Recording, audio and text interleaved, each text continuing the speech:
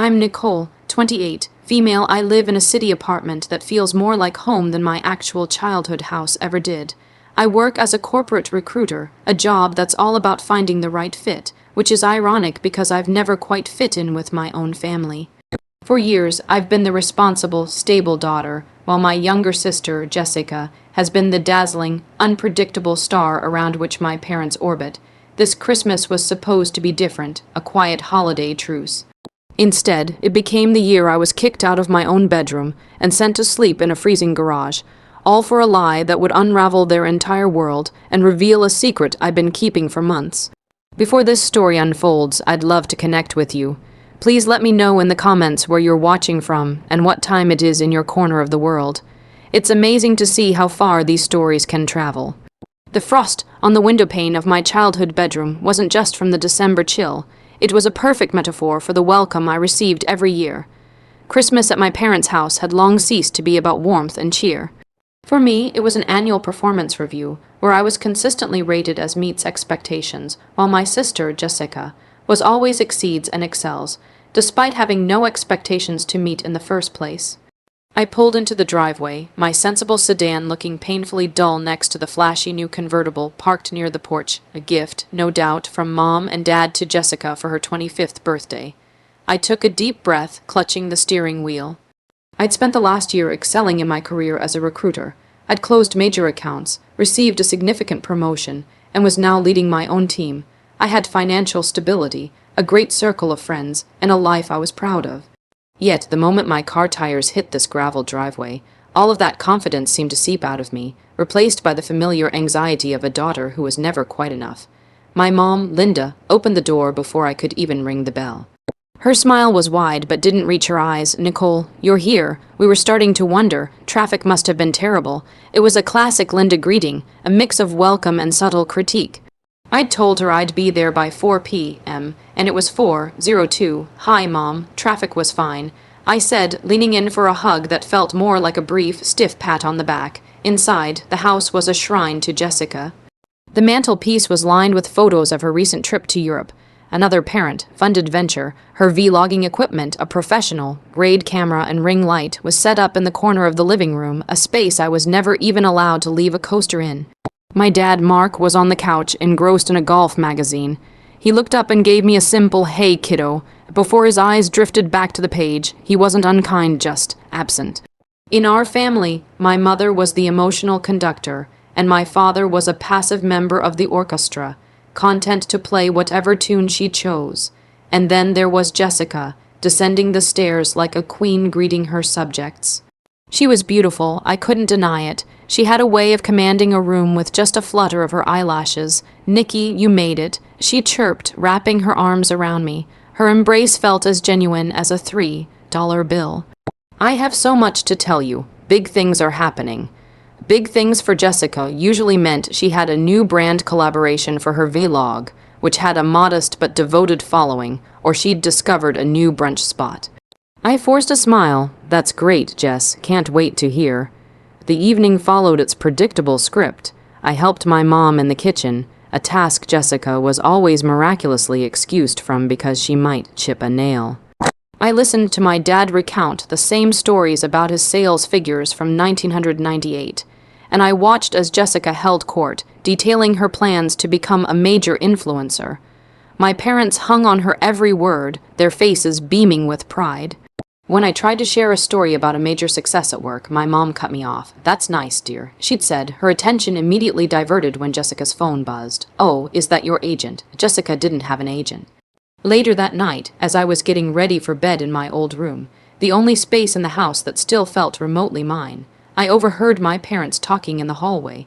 Their voices were hushed, but the vents in our old house carried sound like a public address system. "She just seems so serious," and my mom whispered, clearly talking about me. "All she talks about is work. It's not healthy. I worry she's not having any fun." "She's stable, Linda. That's a good thing." And my dad replied, his voice tired. "Stable is boring, Mark. Look at Jessica. She's living life, taking risks. She has passion. I just wish Nicole had some of that spark." I sank onto my bed, the words hitting me like tiny darts. It didn't matter that my boring stability paid my bills, funded my retirement account, and had allowed me to build a life on my own terms. In their eyes, I was a black and white film playing next to Jessica's Technicolor blockbuster. The yearly Christmas frost was settling in, colder and deeper this year than ever before. I looked around the room at the debate team trophies and academic awards gathering dust on the shelves. They were artifacts from a past life, a life where I thought achievement was the currency for love and approval. I was beginning to realize that in this family, the exchange rate was hopelessly rigged. And I had no idea that in just a few short hours, I wouldn't even have this room to call my own. Christmas Eve morning started with a forced, festive breakfast. Jessica was practically vibrating with excitement, a secretive smile playing on her lips. She kept glancing at her phone, then at my parents, who were watching her with the indulgent fondness of people who had already picked a favorite. I, on the other hand, was methodically eating my toast, building a small wall of indifference around myself as a defense mechanism. The first crack in the facade appeared around lunchtime. Jessica suddenly clutched her stomach, a pained expression on her face. "Oh, Mom, I don't feel so good," she moaned, leaning dramatically against the kitchen counter. My mother rushed to her side, all fluttering hands and concerned noises. "What is it, sweetie? What's wrong?" "It's just a flare-up," Jessica said vaguely, her eyes wide and watery. "My doctor said I needed to avoid stress, and I guess planning my new vlog series has just been too much." She looked towards me, a flicker of something calculating in her gaze. "I need complete quiet in my room. The lighting is just so harsh, it gives me migraines. My room, the one with the softer north-facing window." I felt a knot of dread tighten in my stomach. I knew where this was going. "Oh, you poor thing." My mom cooed, stroking Jessica's hair. She turned to me, her expression shifting from sympathy to resolution. "Nicole, you understand, don't you? Jessica needs your room, just for a few days until she feels better. It's quieter and the light is better for her condition." I stared at her, my toast halfway to my mouth. "My room, what condition? She was perfectly fine 10 minutes ago. Don't be difficult, Nicole." My dad said, finally looking up from his newspaper, "Your sister is unwell. It's Christmas. Let's have some peace. Peace." His version of peace was me silently capitulating to every one of Jessica's whims. The injustice of it was staggering. This was my room, the space I came back to every year. It was the last vestige of my place in this house. "Where am I supposed to sleep?" I asked, my voice dangerously calm. "The couch?" Jessica sniffled, a masterfully timed tear rolling down her cheek. "I'm sorry, Nikki. I wouldn't ask if it wasn't a real emergency. I just feel so weak." My mother shot me a look that could curdle milk. "Of course you won't sleep on the couch. We've already thought of that." She paused, and her next words landed like stones. "We set up the old cot in the garage for you. It'll be an adventure, like camping." The garage. The unheated, concrete-floored, spider-infested garage, in the middle of a December where temperatures were dropping below freezing at night. It wasn't a suggestion, it was a banishment. They were literally putting me out in the cold to accommodate a phantom illness. I looked from my mother's determined face to my father's conflict, avoidant one, then to my sister, who was now hiding a smirk behind her hand. I felt a surge of anger so hot it almost choked me. For years I had swallowed the little injustices, the subtle digs, the blatant favoritism. I had played the part of the good, understanding daughter because I thought, deep down, that one day they would see me. But this was a new level of disrespect. It wasn't just an insult, it was a declaration. I was not a priority, I was an inconvenience, no. I said, the word hanging in the air, absolutely not. I am not sleeping in the garage. My mother's face hardened.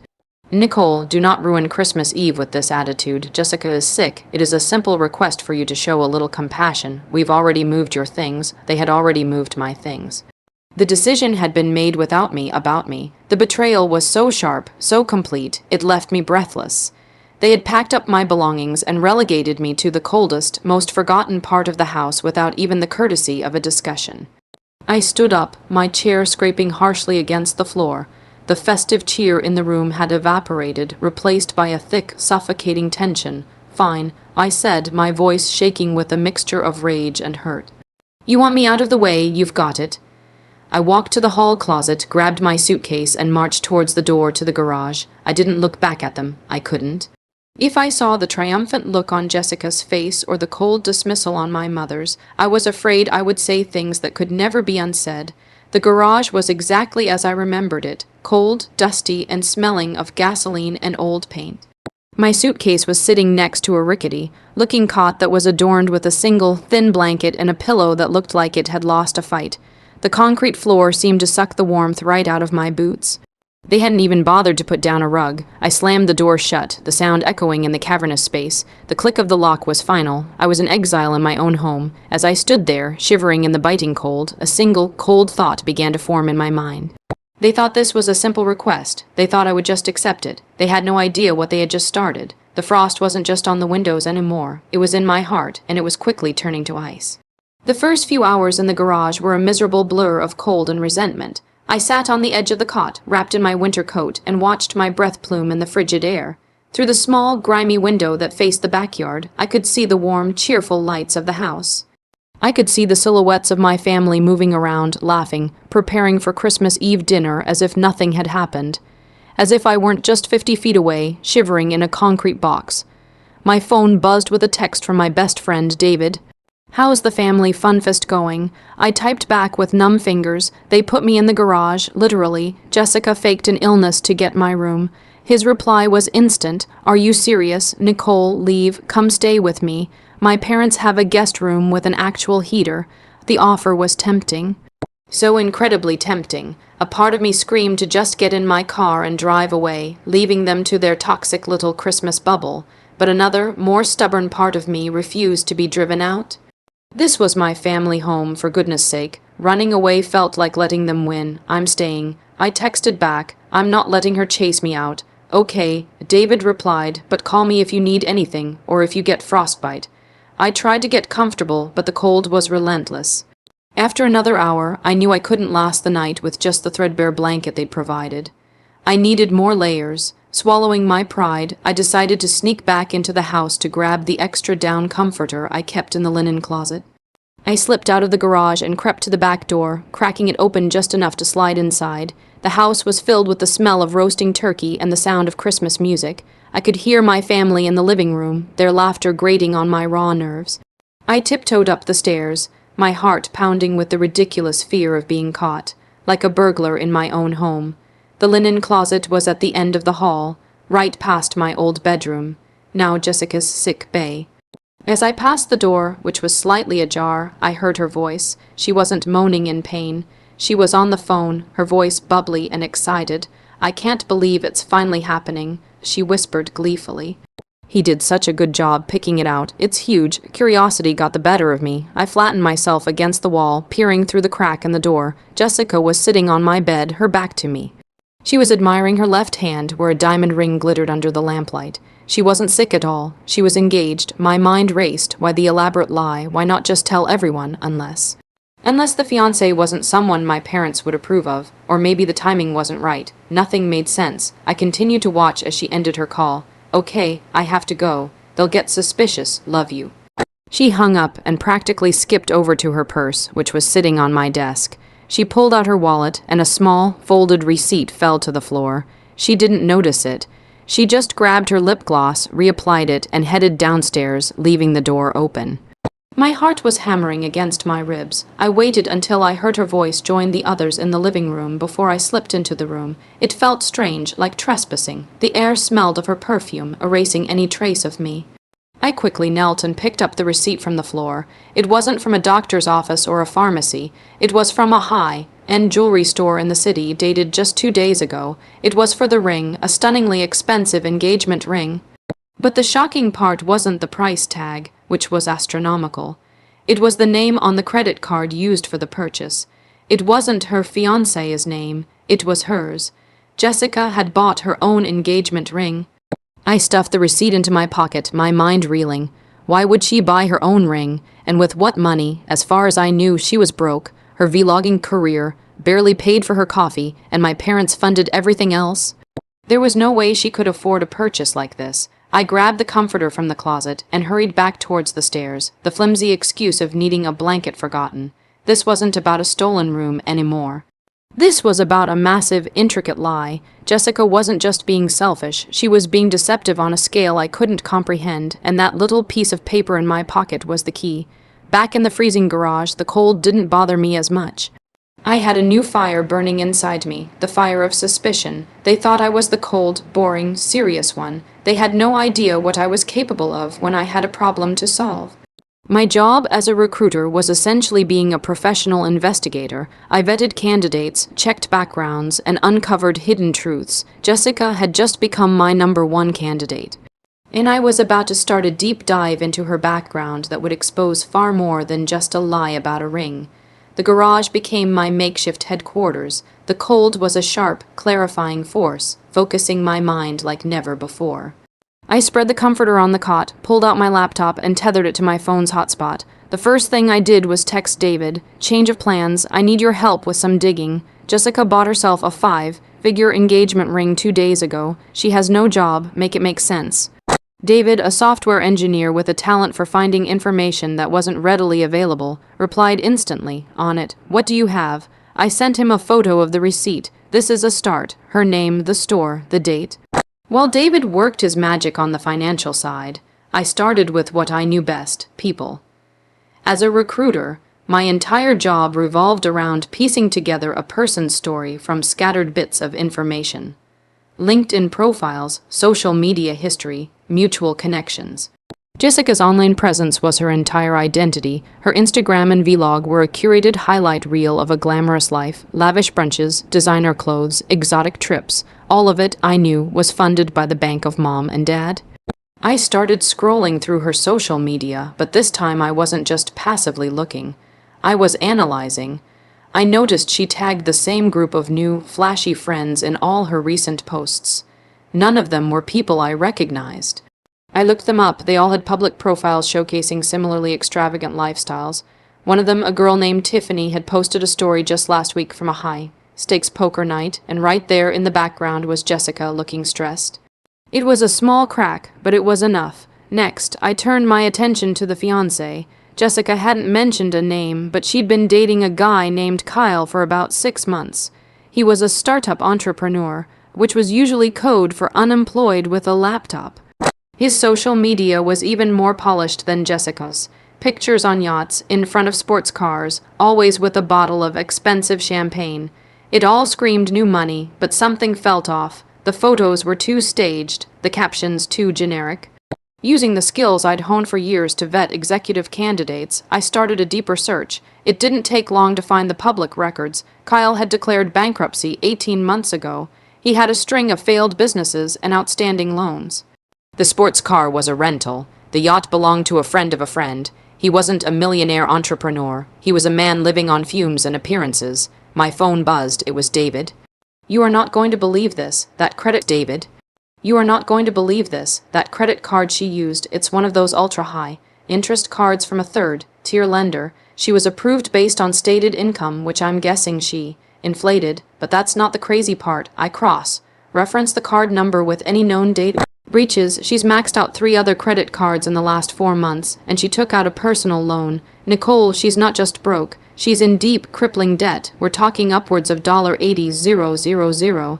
It all clicked into place. The lies, the desperation, the fake engagement. Jessica wasn't planning a wedding. She was executing a bailout.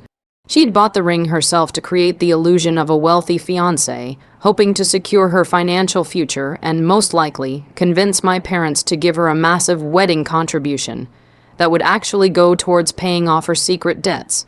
Kyle was her co-conspirator, just as desperate as she was. The sickness was just a ploy to get sympathy and space, to keep anyone from looking too closely at her while she put the final pieces of her scam into place. I leaned back against the cold concrete wall, the full scale of her deception washing over me. This wasn't just typical Jessica selfishness. This was calculated, predatory fraud. She was playing everyone, especially our parents, who were so blinded by their adoration for her that they would give her anything she asked for, no questions asked. They'd probably mortgage the house if she told them it was for her dream wedding. The thought hit me with the force of a physical blow. Mortgage the house. A sudden, cold dread washed over me, far colder than the garage air. My parents weren't wealthy, My dad was a sales manager nearing retirement, and my mom was a retired teacher. Their house was their biggest asset.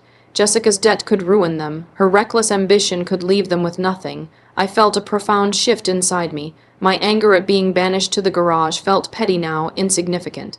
This was no longer about my wounded pride. This was about protecting my parents from my own sister. They had chosen her over me time and time again, but I couldn't stand by and watch her destroy them.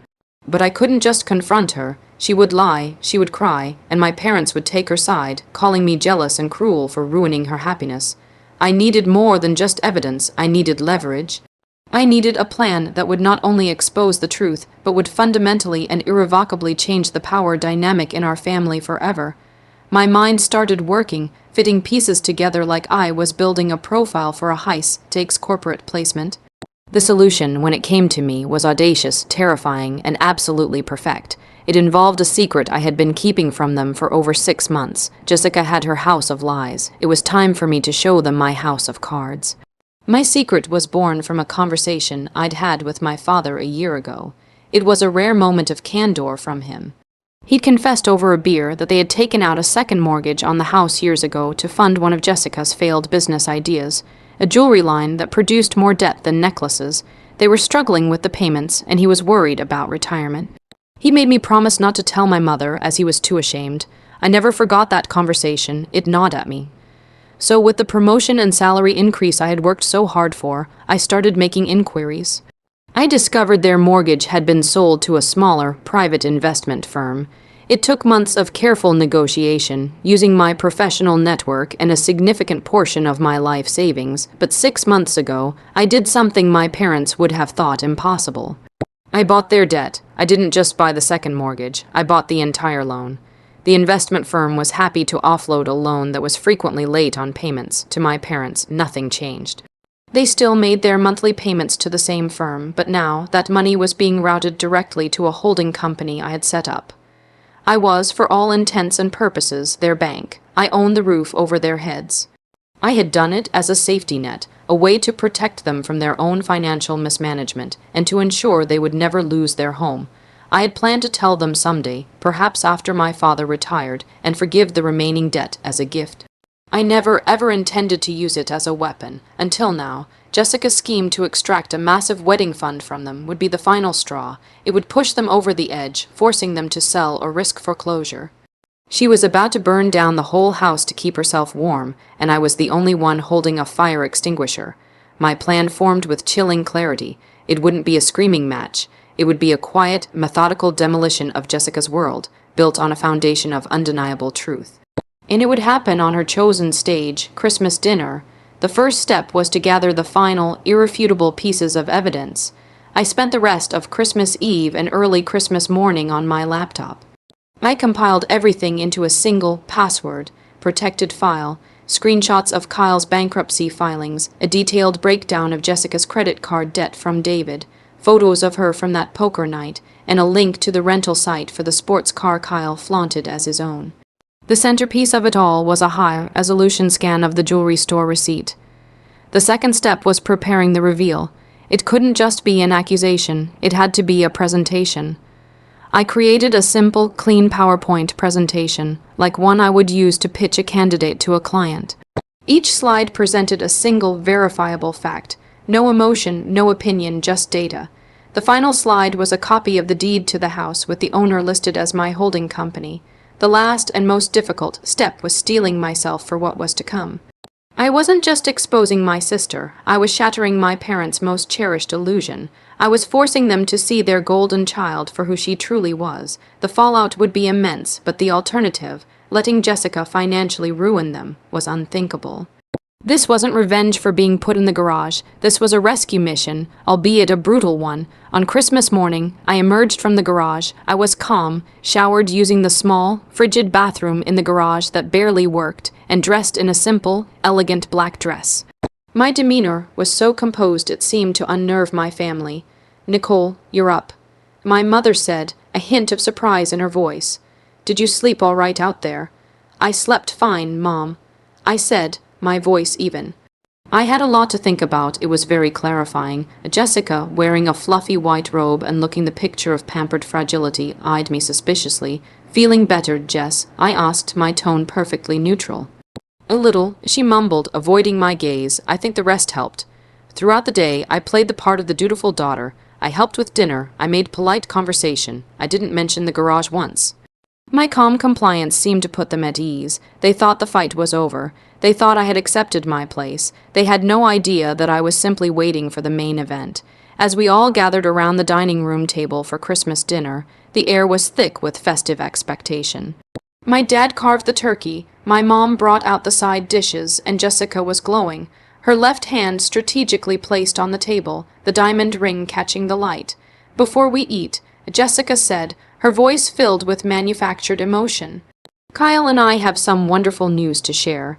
This was it, the opening act. My parents gasped with delight. What is it, sweetie? My mom asked, her eyes already tearing up. Jessica held up her hand. We're engaged. The ensuing celebration was exactly what she had hoped for. My mother wept with joy. My father clapped his son. And Laudaby on the back, Kyle having conveniently arrived just for dinner, and they both talked excitedly about wedding plans and how they would do anything to make her day perfect. I watched them, my fork resting on my plate. I let them have their moment. I let the joy and excitement in the room build to a crescendo. I waited for the perfect moment of silence as my mother raised her glass for a toast. To Jessica and Kyle, she said, beaming, may your life together be as beautiful and bright as you are. As they all raised their glasses, I raised mine. I'd like to propose a toast as well, I said, my voice cutting through the cheerful chatter. 5 pairs of eyes turned to me. The room fell silent, to the truth. I said, looking directly at my sister, because it always comes out in the end. Jessica's smile faltered. The show was about to begin. The clinking of my glass against my plate was the only sound in the suddenly silent room. My mother lowered her wine glass, her expression a mixture of confusion and annoyance. Nicole, what a strange thing to say. Is it? I asked, keeping my gaze locked on Jessica, whose face had gone pale.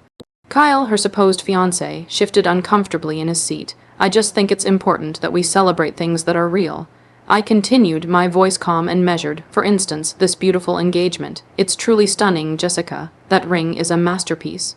Jessica forced a tight-lipped smile. Thank you, Nikki. Kyle has impeccable taste. Oh, I'm sure he does. I said, but he didn't buy that ring. You did, on December 22nd at 3:45 p.m., with a high-interest credit card you opened with falsified income statements.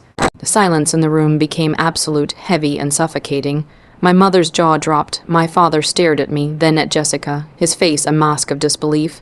Jessica's facade crumbled instantly, replaced by sheer panic. That's a lie, she sputtered, her voice rising. Nicole is just jealous. She's trying to ruin my moment because she can't stand to see me happy. It's not a lie, I said, placing my phone face up on the table and swiping to the first image, a crystal, clear photo of the receipt.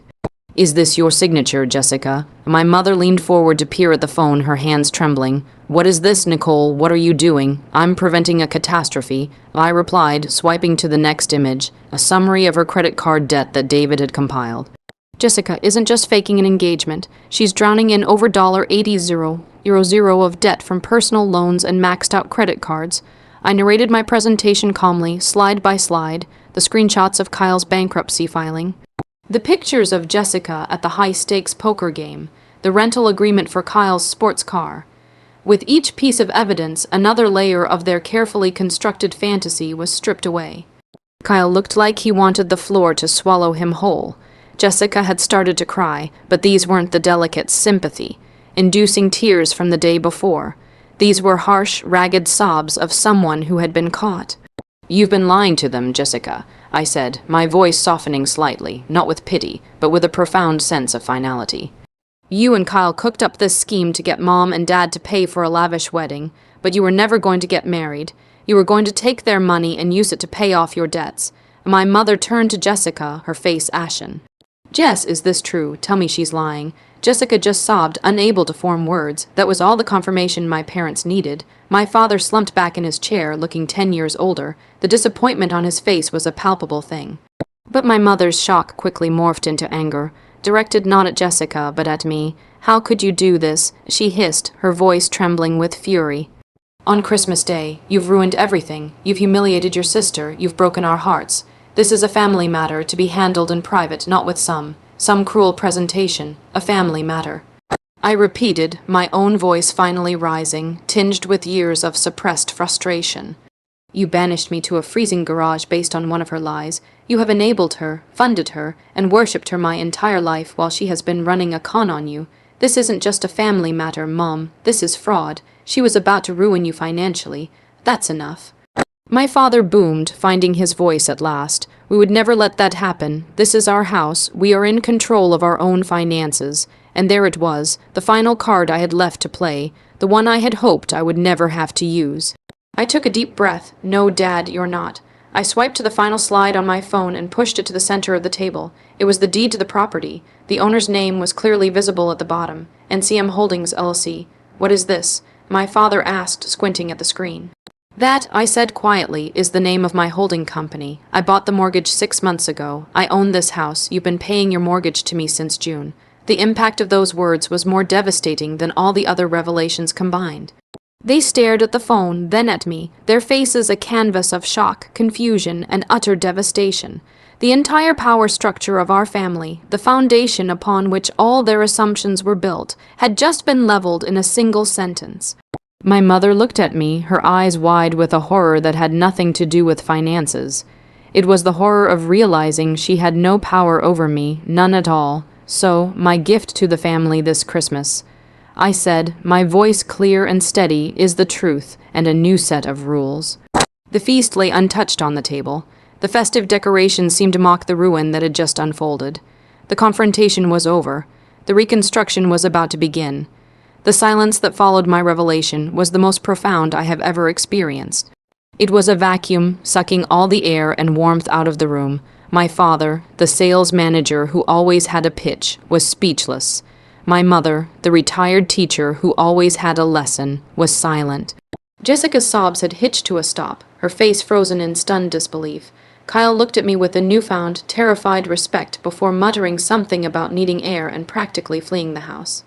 He would not be coming back. Finally, my father spoke, his voice a hoarse whisper. "How? You told me you were worried about the second mortgage," I said simply. "I was in a position to help, so I did.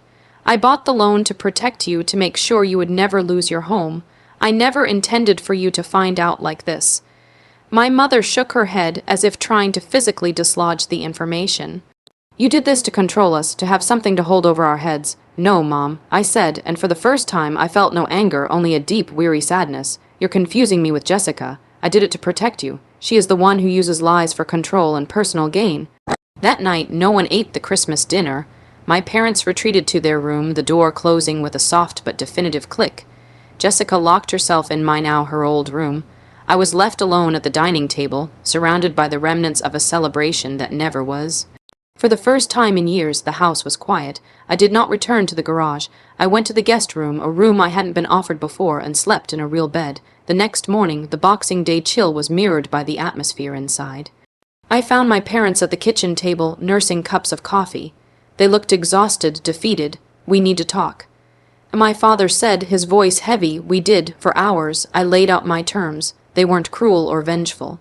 They were practical. First, Jessica had to get a job, a real one. No more logging fantasies funded by their retirement savings.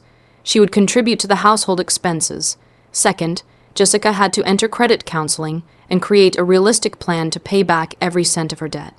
I would not be bailing her out, and neither would they. Third, we would all go to family therapy. The favoritism, the manipulation, the complete breakdown of communication. It had to be addressed with a professional. "And if we refuse?" my mother asked, her voice quiet but still defiant. "Then this house becomes a rental property," I stated without malice. "You can be my first tenants paying fair market rent, or you can find somewhere else to live. The choice is yours, but the old way of doing things is over. It ended last night." It was a hard ultimatum, but a necessary one. They had never treated me like an adult with agency. They had treated me like a supporting character in Jessica's story. Now they understood I was the author of my own, and I had just written them into a new chapter, whether they liked it or not. They agreed they had no other choice. The first few months were excruciating. Jessica was sullen and resentful. She got a job as a barista, and the humiliation was, I think, a necessary dose of reality. My mother tried to argue with the therapist, constantly defending Jessica's past behavior, until one session when the therapist asked her flatly, "Linda, do you believe rules should apply to both of your children equally?" The silence that followed was telling. My relationship with them is not healed, and it may never be the warm, loving bond I once craved. It is something new now, something built on a foundation of respect rather than obligation. They see me differently. They listen when I speak. My father calls me for financial advice. My mother asks about my work and actually seems interested in the answer. As for the house, it is now legally and emotionally mine. Last Christmas, a year after the confrontation, I hosted dinner. My parents came. Jessica came, looking tired but more grounded than I'd ever seen her. She was paying off her debts, slowly but surely. She apologized to me, a quiet, awkward apology that I believe was genuine. I didn't make them sit in the cold or serve them a dinner of bitter truths. I welcomed them into my home. We ate, we talked, and for the first time, it felt less like a performance and more like a family. After they left, I sat in the quiet living room, the lights of the Christmas tree twinkling. I no longer felt like an exile. I wasn't the boring, stable daughter or the backup plan. I was the owner, the protector, the one who had been strong enough to break everything so it could be put back together in a way that was stronger and more honest. I had finally found my place, not by trying to fit in, but by building a home of my own.